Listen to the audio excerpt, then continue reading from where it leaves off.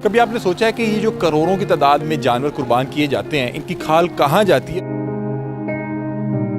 ये जो कुर्बानी की खाल होती है, ये यहाँ तक किस तरीके से पहुँचती है, क्या तरीक़ेकार होता है? कितनी तादाद में आपके गोदाम में ये इकट्ठी हो जाती हैं? तकरीबन 2.5 लाख के करीब पीस ईद का जो वो इधर सेल होता है बड़ा वाला, और इतना ही तकरीबन 5-5.5 लाख के करीब पूरी मार्केट में जो शीप और गोट स्किन ट्रेड होती है।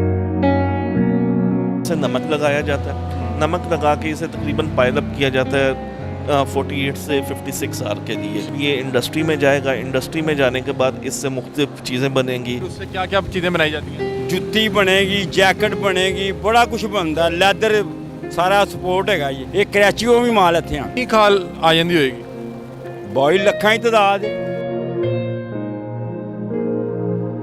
काऊ की ये अराउंड 1500 रुपये से लेके तकरीबन 4000 रुपये तक इस वक्त मार्केट इसकी है, और जो बकरे की है वो तकरीबन 250 रुपये से लेके 600 रुपये तक है। हमारे लिए यहाँ पे खड़ा होना थोड़ा सा मुश्किल है। जो लोग यहाँ पे काम कर रहे होते हैं वो क्या आदी हो जाते हैं या क्या मामला होता है? आपके लिए ये स्मेल है, हमारे लिए ये फ्रेगनेंस है। तो हम लोग तो इसी में पैदा हुए हैं, हमें तो ये फ्रेगनेंस ही लगती है।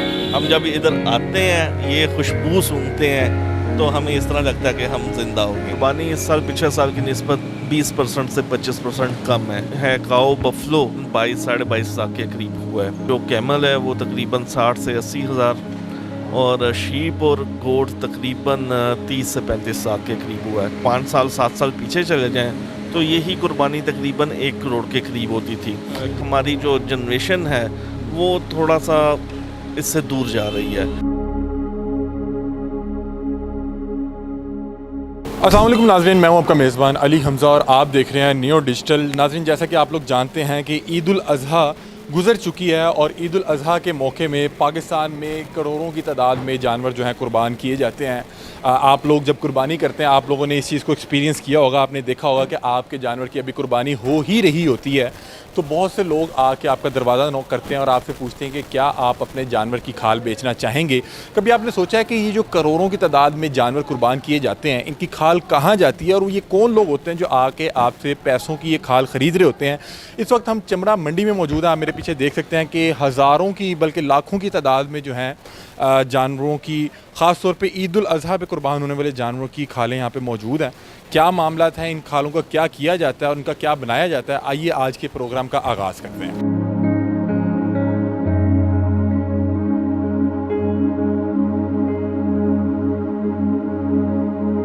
जी नाज़रीन, आप मेरे अकब में देख सकते हैं कि गोदाम से जो खालें थी जिनको नमक लगा के रखा गया था काफ़ी दिनों से, अब वो ट्रक में लोड किए जा रही हैं और इसके बाद ये फैक्ट्री में जाएंगी। हमारे साथ एक साहब मौजूद है, इनसे भी कुछ जानने की कोशिश करते हैं। अस्सलाम वालेकुम सर। अस्सलाम वालेकुम। वालेकुम सर, कैसे हैं आप? शुक्र है मालिक दा। सर, मुझे थोड़ा सा बताइएगा, ये जो अब खालें जा रही हैं, ये क्या अब इनका सौदा हो चुका है, ये आगे अगले प्रोसेस के लिए जा रही हैं? ਇਹ ਬੋਈ ਜਾ ਰਹੀਆਂ ਚਮੜੇ ਵਾਲੇ ਟੈਂਡਰੀਆਂ ਦੇ ਵਿੱਚ। अच्छा, ਉੱਥੇ ਜਾ ਕੇ ਇਹਦਾ ਕੋਈ ਕੈਮੀਕਲ ਲੱਗੇਗਾ, ਸਾਫ਼ ਹੋ ਜਾਣਗੀਆਂ, ਬਸ ਫਿਰ उसके बाद इसको क्या? ਉਸਕੋ ਬਾਅਦ ਇਹਨਾਂ ਨੂੰ ਰੰਗ ਹੋਣਗੇ, ਕਿਸੇ ਨੂੰ ਲਾਲ, ਕਿਸੇ ਨੂੰ ਕਾਲਾ, ਮੁਸਤਕੀ ਰੰਗ ਹੋ ਜਾਂਦੇ ਨੇ। ठीक है। ਹਾਂਜੀ। और फिर उससे क्या क्या चीज़ें बनाई जाती हैं?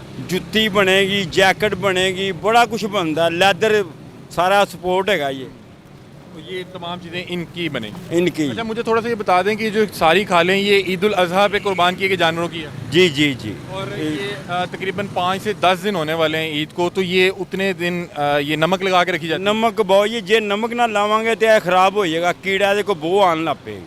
सही। और कितने दिन नमक लगा के रखनी पड़ती ये नमक लग जाए, भावें 2 महीने पे रहे, 3 महीने पे आ रहे, है? कोई इसका आगे से बेचा किस तरह से जाता है? ये अपने साइज़ के मुताबिक बिकती हैं? शायद विकदा बहुत तुम दसिया, ਇਹਦੀ जुत्ती बनती है, दस्ताना बनता है, फुटबॉल बनता मुख्तलिफ है, साइज़ की मुख्तलिफ रेट में। हाँ मुफ्त की रेट। कोई होंगे सिलेक्शन वाला माल, कोई 1 नंबर 2 नंबर, इस तरह। ये क्या होता है ज़रा?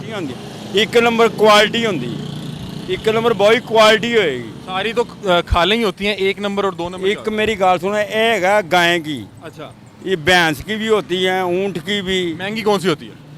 महंगी गाय की। गाय की। और बकरे की? बकरे की होती है 500-400 की। और गाय की? गाय ही हो, ये गाय मुफ्त की लगी है, 4000 तक भी है, 5000 तक, 1000 रुपये तक भी है, 500 तक भी है। जिस पे वो कट शर्ट लगा उसका रेट कम हो जाता है। ये टक्का वाला माल हो, उसका रेट घट हो। ਤੁਸੀਂ ਉਹ नहीं लेंदे? ਉਹ ਵੀ ਲਈਦੀਆਂ ਨੇ। ਉਹ ਰੇਟ ਤੇ ਉਹ ਮੁਸਤਕੀ ਰੇਟ ਹੈਗਾ, ਕੋਈ 500 ਦੀ ਟੱਕਾਂ ਵਾਲਾ ਜਾਂ ਜਿਹੜਾ ਸਾਫ ਮਾਲ ਹੋਗਾ ਲੋੜ ਦਾ ਉਹ ਸੁਥਰਾ ਹੋਏਗਾ। ਇਸ ਤਰ੍ਹਾਂ ਵੈਰਾਈਟੀਆਂ ਹੁੰਦੀਆਂ। और जितना माल ईद पे यहाँ पे आता है ਜੀ ਜੀ। उतना आम रूटीन में तो नहीं आता? ਨਹੀਂ ਨਹੀਂ, ਬਹੁਤ ਹੀ ਭਲਾ ਕੀ ਚੱਕਰ ਹੈ, ਚਮੜਾ ਮੰਡੀ ਵੱਡੀ ਮੰਡੀ ਹੈ, ਇਹ ਪਾਕਿਸਤਾਨ ਦੀ ਵੱਡੀ ਮੰਡੀ ਹੈ। दूसरा ਏਸ਼ੀਆ उससे भी आता होता है? ਇਹ ਕਰਾਚੀੋਂ ਵੀ ਮਾਲ ਇੱਥੇ ਆਉਂਦਾ ਹੈ। अच्छा, ये पाकिस्तान की एशिया की सबसे बड़ी मंडी? ਏਸ਼ੀਆ ਦੀ ਆ ਜੀ ਚਮੜਾ ਮੰਡੀ। यहाँ पे दूसरे ममालिक से भी माल आता है? ਇਹ ਤੁਹਾਨੂੰ ਕਿਹਾ ਕਰਾਚੀੋਂ, ਫੈਸਲਾਬਾਦੋਂ, ਕਸੂਰੋਂ ਹਰ ਇਲਾਕੇ ਦਾ ਮਾਲ ਇੱਥੇ ਆਉਂਦਾ ਹੈ। आम दिनों में भी ਇੱਥੋਂ ਵੀ ਕਰਾਚੀ ਜਾਂਦਾ ਹੀ ਹੈ। बन के? हाँ जी। और मैं आपसे पूछ रहा हूँ कि ये आम दिनों में भी इसी तरह चलता रहता है? ਬਹੁਤ ਇਹ Slaughter house का माल? ਹਾਂਜੀ ਹਾਂਜੀ, ਇੱਥੇ ਚੱਲਦਾ ਹੀ ਰਹਿੰਦਾ। ਈਦ ਤੇ ਕੋਈ ਰਸ਼ ਹੁੰਦਾ ਹੈ, ਕਿਉਂਕਿ ਤਦਾਦ ਬੜੀ ਹੁੰਦੀ ਹੈ। ਇਹ ਵਜ੍ਹਾ ਹੈ। किन्नी खाल आ जाती होगी? ਬਹੁਤ ਲੱਖਾਂ ਦੀ ਤਦਾਦ ਹੈ। मतलब पूरे लाहौर में बल्कि पूरे पाकिस्तान में किए गए जानवरों की खालें यहीं पे आती हैं? ਨਹੀਂ ਨਹੀਂ, ਮੁਸਤਕਿਲ ਕਸੂਰ ਵੀ ਜਾ ਰਿਹਾ, ਸਿਆਲਕੋਟ ਵੀ ਜਾ ਰਿਹਾ, ਕਰਾਚੀ ਵੀ ਜਾ ਰਿਹਾ, ਮੁਸਤਕਿਲ ਜਗ੍ਹਾ ਤੇ ਜਾ लेकिन सबसे बड़ी मंडी यही है। ਇਹ ਮੰਡੀ ਵੱਡੀ ਹੈ।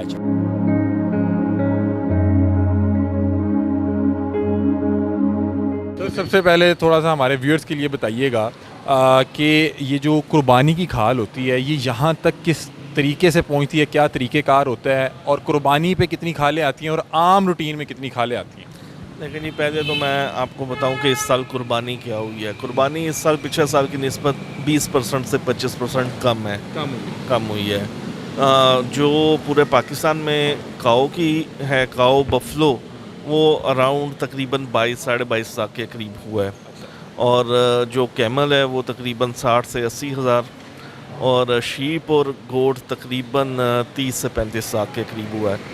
आगे जो अगर हम पीछे 5 साल 7 साल पीछे चले जाएं तो यही कुर्बानी तकरीबन 1 करोड़ के करीब होती थी तमाम मिला के। और हर साल इसमें डिक्लाइन आ रहा है और ये जो है कम हो रही है। और इस साल तकरीबन 60 लाख के करीब ओवरऑल पूरे पाकिस्तान 40 लाख जानवर की कमी साल में तकरीबन ये कमी हुई है। उसमें एक चीज़ का फ़र्क भी आया है। पहले सालों में जो काऊ और बफलो है उसकी कुर्बानी कम होती थी और शीप और गोट ज़्यादा होती थी। अब काऊ और बफलो की जो है वो बढ़ रही है कुर्बानी, और उस वजह से शीप और बफलो कम हो रहा है। लेकिन ये कीमतें खरीद की वजह से भी है, महंगाई की वजह से? महंगाई की वजह से भी है, और कुछ हमारी जो जनरेशन है वो थोड़ा सा इससे दूर जा रही है। हमारे माशरे कुर्बानी से भी प्योरिटी चेंज हो गई है। हर बंदा कहता है कि मैं ज़रा साफ़ सुथरा रहूं, इजी कम कर लूँ, डोनेशन में दे दूँ, खुद ना करूँ, तो ये शौक़ भी कम हो रहा है। लेकिन ये कम नहीं होना चाहिए। अच्छा सर, मुझे बताइएगा कि हम तो अभी ईद पे ही देखते हैं कि इस तादाद में ये आपके पास चमड़ा आता है। आम रूटीन में क्या मामला होते हैं? कुछ लोगों ने मुझे बताया कि शायद एशिया की सबसे बड़ी चमड़ा मंडी है, इस बारे में थोड़ा बताइएगा। देखिए जी, हम हर चीज़ में एशिया ले आते हैं। एशिया तो बहुत बड़ा है, चाइना बहुत बड़ा है, इंडिया बहुत बड़ा है, और हमारे से ज़्यादा आबादी वाले मुल्क हैं। इंडोनेशिया है, फिर इंडिया में काफ़ी आबादी है, बांग्लादेश में काफ़ी आबादी है। बट सब कॉन्टिनेंट में ऑर्गेनाइज मार्केट ये है। और जो है जिस तादाद में कुर्बानी पाकिस्तान में होती है, मेरा ख्याल है बाकी इन कंट्रीज़ में उस तरह शायद नहीं होती होगी, क्या कहेंगे आप? नहीं, सऊदीया में कुर्बानी बहुत ज़्यादा होती है, और इंडोनेशिया में बहुत है, इंडिया में कुर्बानी बहुत है, पाकिस्तान में भी। पाकिस्तान तीसरे या चौथे नंबर पे आता है कुर्बानी में। लेकिन जो हमारा इधर ओवरऑल है पाकिस्तान में, तकरीबन 30% जो स्लॉटरिंग हमारा मटेरियल है वो ईद के ऊपर होता है। बाकी 70% मटेरियल जो वो रेस्ट ऑफ ईयर है। अच्छा सर, मुझे बताइएगा कि हम जब कुर्बानी कर रहे होते हैं तो कुछ अशखास आते हैं, दरवाज़ा करते हैं, भाई आपने कुर्बानी की खाल बेचनी है। वो एक एक करके इकट्ठी कर रहे होते हैं। आपके पास किस तरह से आती है, और जब आती है तो आप लोग का क्या तरीक़ेकार है, इसको महफूज किस तरह से करते हैं, और इसका नेक्स्ट स्टेप क्या होता है? देखिए जी, कुर्बानी एक एक जो इकट्ठे करते हैं डोर स्टेप पे जाके, उनसे कलेक्ट करते हैं व्यापारी हजरात। वो एक लॉट बना के इधर लेके आते हैं। ये ऑर्गेनाइज मार्केट है, ऑर्गेनाइज सिस्टम है। ये आप लोग बल्क में डील कर रहे हैं? बल्क में डील कर रहे होते हैं। ये लिंक करता है पीटीए के साथ। पीटीए है पाकिस्तान टैनिंग एसोसिएशन, और ये हाइड मार्केट, इनका कोलैबोरेशन है। जो पीटीए है वो मैन्युफैक्चरिंग है, और ये ट्रेड करती है, ये क्योरिंग करती है, ये चमड़े को बचाती है इंडस्ट्री के लिए। इधर से ये फिर मटेरियल जब बच जाता है, क्योर हो जाता है नमक लगने के बाद, तो फिर ये इंडस्ट्री में मूव हो जाता है। सर आए गोदाम के कुछ और हिस्सों में भी जाते हैं, तो विज़िट भी करते हैं, साथ साथ आपसे जानते हैं। अनीस साहब, आपने बताया कि आप क्योर करते हैं, क्योर किस तरह से करते हैं? मतलब कि खाल आई है तो आपका सबसे पहला क्या स्टेप होता है उसको? लेकिन ये क्योरिंग जो है वो नमक के साथ होती है। जो जानवर से जब खाद उतरती है उसे ग्रीन स्किन बोलते हैं, ग्रीन स्किन? ग्रीन स्किन या ग्रीन हाइड वो बोलते हैं। उसके बाद इसे नमक लगाया जाता है। नमक लगा के इसे तकरीबन पाइल अप किया जाता है 48 से 56 आर के लिए। इसके बाद इन तमाम को ये नमक लगा हुआ है? नमक लगा हुआ और है। ये तमाम ईद का माल है? ये तमाम ईद का माल है। इसमें क्योर हो चुका है, ग्रेडिंग हो चुकी है और ये सोल्ड हो चुका है। और अब ये इंडस्ट्री में जाएगा। इंडस्ट्री में जाने के बाद इससे मुख्तलिफ चीज़ें बनेंगी। कुछ जो मटेरियल है वो शूज़ के लिए इस्तेमाल होगा, कुछ जैकेट के लिए इस्तेमाल होगा, कुछ अपॉस्ट्री के लिए इस्तेमाल होगा, फर्नीचर लेदर बनेगा, बैग्स लेदर बनेगा, बेल्टें बनेंगी, बहुत सारी चीज़ें हैं जो इसमें। अनीस साहब, आपने, मैं जब अभी बिहाइंड द कैमरा आपसे पूछ रहा था तो आपने एक चीज़ मुझे बताई कि जो लाहौर का रेट निकलता है ये पूरी दुनिया में एक तो डिस्कस भी होता है, और आपने बताया कि रेट निकलता किस तरह है, वो क्या मामला था? देखिए, डिपेंड करता है रेट इंटरनेशनल मार्केट के साथ। जब इंटरनेशनल मार्केट से ऑर्डर्स आते हैं तो ज़ाहिर बात है डिमांड बढ़ जाती है तो प्राइस हाई हो जाती है, और ये ट्रेड होता है पूरी दुनिया में। पाकिस्तान काऊ और बफलो क्वालिटी वाइज इस तरह बनाता है कि पाकिस्तान रेटिंग में 3rd या 4th नंबर पे आता है दुनिया में, not quantity wise. Quantity wise China बहुत आगे है, इंडिया बहुत आगे है, और इटली बहुत आगे है। फैशन में क्वालिटी वाइज, फैशन में इटली, फ्रांस है, और उनके बाद शायद हमारा नंबर आता है। और दुनिया के जितने भी अच्छे ब्रांड हैं, जिस ब्रांड का भी आप नाम लें, वो पाकिस्तान से शूज़ के लिए मटेरियल ख़रीदता है। अच्छा, मुझे बताइएगा कि कितनी तादाद में आपके गोदाम में ये इकट्ठी हो जाती हैं? देखें, कितनी तादाद में इस लाहौर की? ये एक माह तकरीबन ये सारे पाकिस्तान से इकट्ठी होकर इधर आती हैं। तकरीबन 2.5 लाख के करीब पीस ईद का जो वो इधर सेल होता है बड़ा वाला, और इतना ही तकरीबन 5-5.5 लाख के करीब पूरी मार्केट में जो शीप और गोट स्किन ट्रेड होती है। कौन सी खाल बेहतर होती है और महंगी होती है, काऊ की या बुफलो की या गोट की? मतलब कि मैं पूछना चाह रहा हूँ कि मुझे कोई बता रहा था कि इसमें ये भी होता है कि 1 नंबर 2 नंबर, ये क्या मामला है? असल में इनकी ग्रेडिंग होती है डिज़ीज़ के हिसाब से। अगर कोई जानवर है उसको उसकी स्किन पे डिज़ीज़ नहीं है तो वो एक क्वालिटी की है। अगर किसी में 1 डिज़ीज़ है, किसी में 2 डिज़ीज़ है, किसी में 4 डिज़ीज़ है, उस हिसाब से इसकी ग्रेडिंग होती है, और प्राइस भी सेट उस हिसाब से होती है। जो without any diseases, any scars होगी स्किन, उसकी प्राइस ज़्यादा है, जिसमें डिज़ीज़ है उसकी प्राइस कम है। और जो बड़ा जानवर है वो ज़्यादा प्रेफरेबल होता है या बकरे की खाल ज़्यादा प्रेफरेबल होती है? इसमें क्या मामला है? क्योंकि नॉर्मली हम देखते हैं ना कि बकरे का गोश्त बहुत महंगा है काऊ की निस्बत। खाल में भी कोई इस तरह की चीज़ होती है? नहीं, खाल में इस तरह नहीं है। खाल ये है कि हर चीज़ की एक अपनी लाइन है। शीप जो है वो इस्तेमाल होता है गारमेंट के लिए, उसकी जैकेट्स बनती हैं, ठीक है, और कुछ एसेसरीज बनती हैं, और गोट भी इस्तेमाल होती है कुछ रेड्स शूज़ के लिए। जो काऊ और बफलो है ये स्पेशली इस्तेमाल होता है शूज़ के लिए और अपहोस्ट्री के लिए, फर्नीचर के लेदर के लिए। आम जो बड़ी खाल है काऊ या बफलो की, वो उसका क्या एक एवरेज रेट होता है, और जो एक आम बकरे की खाल है उसका एवरेज रेट? जो इसकी है काऊ की, ये अराउंड 1500 रुपये से लेके तकरीबन 4000 रुपये तक इस वक्त मार्केट इसकी है। और जो बकरे की है वो तकरीबन 250 रुपये से लेके 600 रुपये तक है। शीप की प्राइस इस वक्त वो फ्री में बिक रहा है, फ्री में भी उसे लेने को ईद के माल को कोई तैयार नहीं, अदरवाइज़ उसकी प्राइस है। शीप इस वजह से फ्री में है कि जो जिस मौसम में ईद आई है, इस मौसम में क्यूरिंग टाइम उसका सिर्फ उसकी लाइफ 2 घंटे है। अच्छा। 2 घंटे के अंदर अंदर अगर उसे बचा दिया जाए तो वो यूजेबल है। अगर 2 घंटे के उसे क्योर ना किया जाए, 2 घंटे के अंदर अंदर नमक लगाना है उसको, उसे लगाना है, तो होता क्या है कि लोग उन्हें घरों में रखते हैं। जब वो गल सड़ जाती है, बदबू आनी शुरू हो जाती है, तो फिर लेके आता है, उस वक्त तक वो वेस्ट हो गया होता है। तो वेस्ट मटेरियल कोई भी फैक्ट्री में नहीं जाता। वो इस जो ईद के अलावा स्लॉटरिंग होती है वो ऑर्गेनाइज सिस्टम के अंदर होती है। जब वो ऑर्गेनाइज सिस्टम के अंदर होती है तो उसकी क्यूरिंग पॉसिबल हो जाती है 2 घंटे के लिए, तो उसकी उस वक्त प्राइस जो है वो 400-450 रुपया है शीट की। सर ये एक आपको शायद ये क्वेश्चन इररेलेवेंट लगे, लेकिन ये मैं अपने उसके मुताबिक कह रहा हूँ कि हमारे लिए यहाँ पे खड़ा होना थोड़ा सा मुश्किल है, क्योंकि एक अपना चमड़े की अपनी स्मेल भी होती है। जो लोग यहाँ पे काम कर रहे होते हैं वो क्या आदी हो जाते हैं या क्या मामला होता है? बिल्कुल जी, आदी हो जाते हैं। आपके लिए ये स्मेल है, हमारे लिए ये फ्रेगनेंस है। तो हम लोग तो इसी में पैदा हुए हैं, तो हमें तो ये फ्रेगनेंस ही लगती है।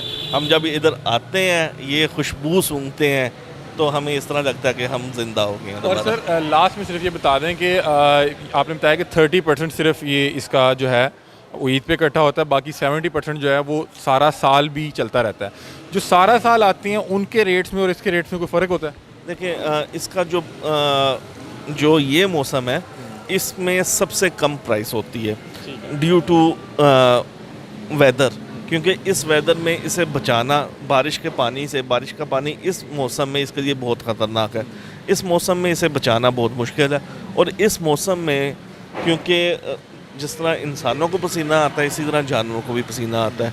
इस मौसम में टिक्स की बीमारी बहुत ज़्यादा बढ़ जाती है। फिर जो इसकी है क्वालिटी वो काफ़ी डाउन हो जाती है पसीने की वजह से भी। इस मौसम में इसकी प्राइस कम होती है। जब ये विंटर में चली जाएगी ईद, या जो विंटर का मटेरियल होता है वो, क्योंकि उसमें जानवर को बहुत ज़्यादा खुराक भी दी जाती है, बहुत सारी गर्म चीज़ें भी खिलाई जाती हैं, स्किन भी उसकी मोटी होती है, विंटर में इसकी प्राइस ज़्यादा होती है। अनीस भाई, आपकी इसी जवाब से मुझे याद आया कि आज से कुछ 4, 5 या 10 साल पहले जो ईद आती थी तब कुर्बानी खाल बहुत महंगी बिकती थी, 8-10 तक, और अब आके मैंने देखा कि वो बहुत नीचे आ गया रेट। ये क्या मामला? दोबारा मौसम की वजह से? मौसम की वजह से जब ये मार्च से ऑनवर्ड ईद जाना शुरू हो जाएगी तो प्राइस इसकी और ज़्यादा स्टेबल हो जाएगी। ठीक है। और जो कट लगी हुई खाल होती हैं उनका रेट कम होता जाता है, क्योंकि फिर वो उस तरह से प्रोडक्ट बनाने में काम नहीं आती होंगी? जो कट लग जाती है उसकी क्वालिटी डाउन हो जाती है, क्योंकि वो मशीनों में जाके फंस जाती हैं और फटने का अंदेशा भी बढ़ जाता है। और टक लगे हुए मालों की वैल्यू कम हो जाती है, क्योंकि जो जैकेट वगैरह बनती है वो 1 पीस जैकेट की प्राइस ज़्यादा है और जो पीसेस में जैकेट बनेगी उसकी प्राइस कम है। तो एक पीस जो होगा जिसमें टक नहीं होगा, कोई डिजीज़ नहीं होगी, वो ज़ाती बात है, वो चमड़े। अच्छा अनीस भाई, बस इख्तिताम कर रहे हैं और मुझे लास्ट में सिर्फ ये बता दें कि आपने बताया कि आप क्योर करते हैं और उसके बाद फिर जो ये इंडस्ट्री में जाएगा, इसकी बिडिंग होती है, इसका नेक्स्ट प्रोसेस क्या होता है? मतलब कि यहाँ से जाके इसको किस तरह से फाइनल प्रोडक्ट में लाया जाता है? ओके, इसके सबसे पहले तो इधर जाके इसका जो है टैनिंग होगी, इसके बाल उतरेंगे और इसे एक स्टेज पे, जो बाल उतरने के बाद जब ये टैन होगा फर्स्ट स्टेज पे, मिनरल टैन उसे हम बोलते हैं, उस स्टेज पे जाके इसकी लाइफ तकरीबन 1 साल की हो जाती है। उस जगह पे हम 1 साल, उसके बाद फिर इसकी लाइंस अलग हैं कि किस चमड़े को आपने गारमेंट में लेके जाना है, किसको आपने शू में लेके जाना है, किसको आपने प्रोडक्ट में, वो फिर उस हिसाब से बाल उतारने के बाद, टैन के बाद वो एक रिफाइन प्रोडक्ट बन जाता है और फिर उसके बाद वो क्वालिटी उसको फिर अपने रिक्वायरमेंट के हिसाब मूव कर सकते हैं। और जो इसका प्रोसेस टाइम है कोई भी चीज़ बनने का, वो तकरीबन 1.5 से 2 माह के अंदर ये रेडी हो जाता है प्रोडक्ट के लिए। कितनी बड़ी इंडस्ट्री है और आपको क्या लगता है कि हुकूमत इस इंडस्ट्री के लिए कोई मतलब कि कोई बेहतर इकदाम ले रही है, या ये अपनी मदद आपके तहत ही जो भी लोग कर रहे हैं? देखें, इंडस्ट्री तो ये बड़ी है और पाकिस्तान में इसका मटेरियल भी है। आज से अगर 20 साल पीछे हम चले जाएं तो पाकिस्तान की दूसरी बड़ी इंडस्ट्री थी, अब ये 6-7वें नंबर पे है। ये जॉब तो बहुत ज़्यादा क्रिएट करती है। देखें, फार्मर से लेके जब एक जानवर पैदा होता है उससे लेके जूता बनने तक या जैकेट बनने तक, ये हर जगह पे जॉब क्रिएट करती है। गवर्नमेंट हर जगह पे, हर बंदा एक मोहतात अंदाज से गवर्नमेंट के बारे में बात करता है।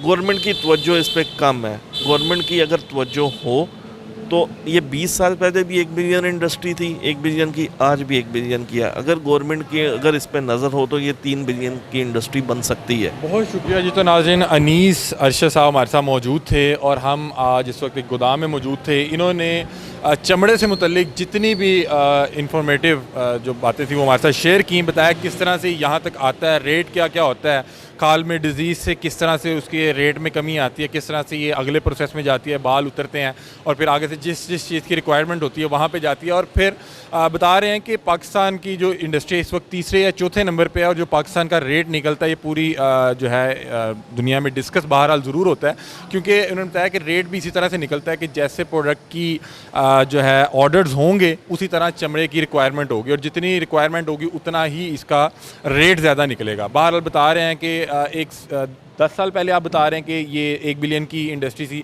आज भी 1 बिलियन की इंडस्ट्री है। बता रहे हैं कि अगर इसको थोड़ा सा इस पर कोई ध्यान दिया जाए तो ये 3 से 4 बिलियन की इंडस्ट्री बन सकती है, और ये ऐसा काम है जो हर मौके पे जॉब भी क्रिएट कर रहा है। अपनी राय से कमेंट सेक्शन में ज़रूर आगाह कीजिएगा। तब तक के लिए अपने मेज़बान अली हमजा को दीजिए इजाज़त। अल्लाह हाफ़िज़।